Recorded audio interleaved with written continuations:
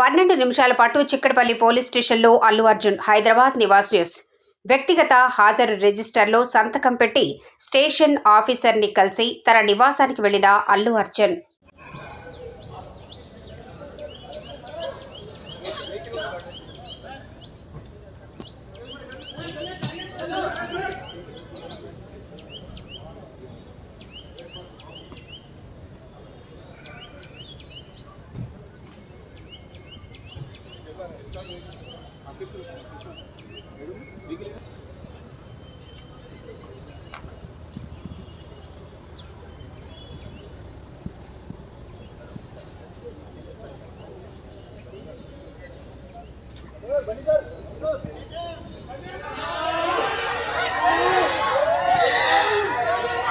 Visakha central జైలును సందర్శించిన రాష్ట్ర హోంమంత్రి వంగలపూడి అనిత విశాఖ జిల్లా నివాస్ న్యూస్ జైల్లో ప్రస్తుత పరిస్థితి గురించి అధికారులను అడిగి తెలుసుకున్న హోంమంత్రి వంగలపూడి అనిత కామెంట్స్ విశాఖ సెంట్రల్ జైల్లో గంజాయి సరఫరా ఆరోపణలు వచ్చాయి.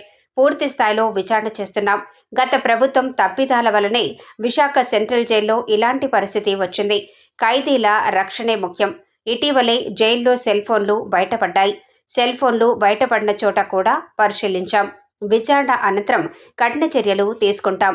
ఫోన్లో ఎవరెవరు మాట్లాడారో వారిపై కూడా చర్యలు తీసుకుంటాం. జైల్లో గంజాయి మొక్క కనిపించింది. విధులు సమర్థవంతంగా నిర్వహించకపోతే సిబ్బందిపై చర్యలు తీసుకుంటాం. ఎవరిని ఉపేక్షించేది లేదు. విచారణ చేసిన తర్వాతే విశాఖ సెంట్రల్ జైల్లో ఉద్యోగులను బదిలీలు చేస్తాం. ఎవరిని సస్పెండ్ చేయొద్దు. యూనిఫామ్ సర్వీస్లో ఉన్నవారు ధర్నాలో బంద్లో పాల్గొనకూడదు. కొత్త సూపరింటెండెంట్ సెంట్రల్ జైలును ప్రక్షాళన చేస్తున్నారు. టెక్నాలజీని కూడా ఉపయోగించుకుంటాం. సెంట్రల్ జైల్లో సీసీ కెమెరాలు ఏర్పాటు చేస్తున్నాం. 10 రోజుల్లో సీసీ కెమెరాలు ఏర్పాటు చేస్తాం. విశాఖ సెంట్రల్ జైలు నుండి కొంతమంది ఖైదీలను రాజమండ్రి జైలుకు తరలిస్తున్నాం. గత 5 సంవత్సరాలు సెంట్రల్ జైలును విజిట్ చేసిన దాఖలాలు లేవు. టెక్నాలజీ నుండి ఎవ్వరూ తప్పించుకోలేరు. 10-15 రోజుల్లో సెల్ ఫోన్ వ్యవహారంలో విచారణ రిపోర్టు వస్తుంది. జైల్లో సిబ్బందిని పెంచుతున్నాం.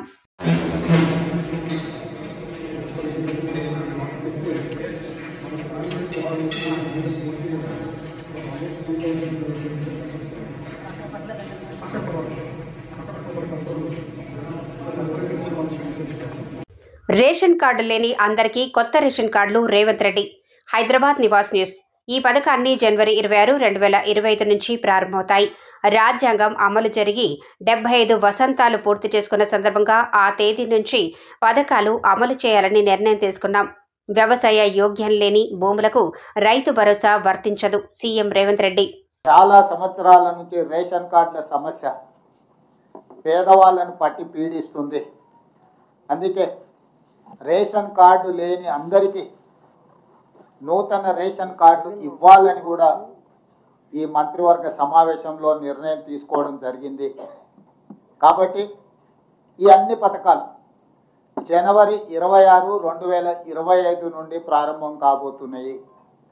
జనవరి 26, 2025కు ఒక ప్రత్యేకత ఉన్నది. మన రాజ్యాంగం అమలు జరిగి డాక్టర్ బాబాసాహెబ్ అంబేద్కర్ గారు మన రాజ్యాంగాన్ని ప్రసాదించి అమలు చేయబట్టి 75 సంవత్సరాలు పూర్తి చేసుకుంటున్న సందర్భంగా జనవరి 26, 2025 నుంచి పథకాలను అన్నింటిని కూడా అమలు చేయాలి అని చెప్పి మా ప్రభుత్వం నిర్ణయం తీసుకున్నది.